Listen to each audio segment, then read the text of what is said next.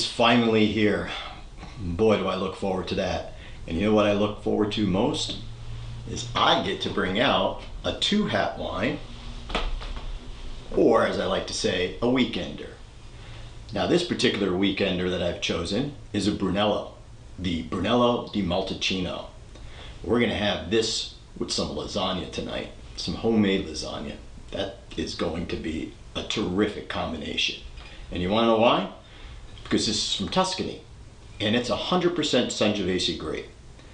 Now Montalcino is in the Tuscany region, just south of Siena, about 20 miles or so. And it is one of those typical hilltop medieval towns that you see throughout central Italy.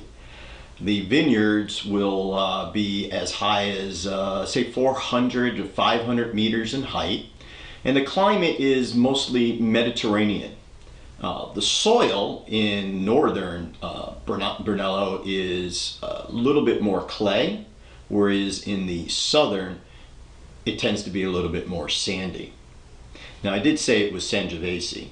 Some people in Brunello would take exception to that. They like to think that they have a special clone of the Sangiovese grape, and that's what makes it so special. I like to think it's because they age the wines 2 years at least in oak, and a total of 4 years before it is released to market. The reserves, on the other hand, will lay down for 6 years. So that makes it a pretty good buy. Now, the Brunello also has the distinction of being the very first wine that was awarded the DOCG classification, and that was back in 1980. Barolo followed soon after that. So we're talking about a wine that is pretty special as it goes for Italy. This particular vintage, 2004, so I've had it for a while. Looking forward to opening it up. So here we get a look at the color of this wine. You can see the dense purple towards the center, and then as you expand out to the edges, you get a little bit more of a rose color. That's because of the age of the wine, and that's characteristics where an older wine you'll see the color lighten up as it gets towards the edges. This was 2004, so it makes it about 10 years old. And you can, I don't know if you can see that or not, but you got some legs dripping down. It's pretty thick, which means that you probably have about 14% alcohol in this wine. Aromas just jump right out of you. Lots of dry, dark fruit. Super silky tannin. You can tell. Give this a little bit of time to open up, and this is really going to be terrific.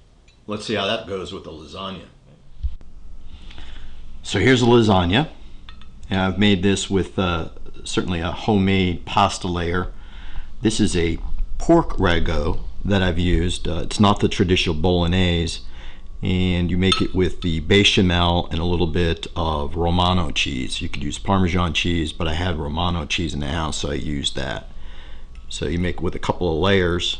The pork ragu is a little different style in that you use it with a different soffritto. So instead of using the carrot, onion, and celery soffritto that is common in Italian cooking, I decided to take the carrot out and use anise instead.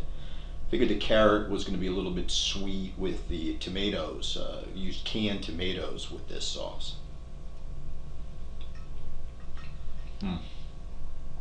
Wow. The secret is the bechamel. The bechamel really makes it creamy. I know there's a tendency to want to use mozzarella or ricotta, but honestly, it just makes it way too heavy.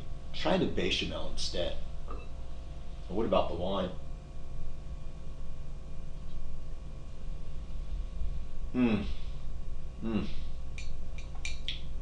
God, it's the weekend. You know what? Go out and get yourself some of this wine. I think you'll like it, and you know why? Because you don't have to be Italian to love Italian wine.